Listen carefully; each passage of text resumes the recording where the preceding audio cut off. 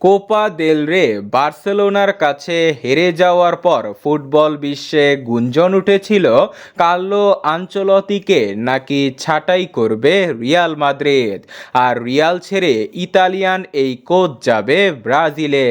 এর আগেও সিবিএফ আনচেলত্তিকে প্রস্তাব দিয়েছিল, তবে রিয়ালের চাকরি ও চুক্তি থাকায় তা সম্ভব হচ্ছিল না।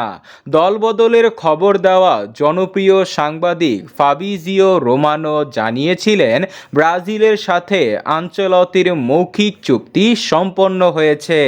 জুলাইয়ের আগে ব্রাজিল দলে যোগ দিবেন তিনি। তবে এবার সব উলটপালট করে দিল স্প্যানিশ গণমাধ্যম মার্কা জানিয়েছে, ব্রাজিলের প্রস্তাব রিজেক্ট করে দিয়েছে কার্লো আনচেলত্তি। রিয়ালের প্রেসিডেন্ট ফ্লোরেন্তিনো পেরেজ কার্লো আনচেলত্তিকে ছাড়বে না। তাকে পেতে হলে ক্লাব বিশ্বকাপের পর অপেক্ষা করতে হবে। তবে সিবিএফ এই প্রস্তাব অস্বীকার করে।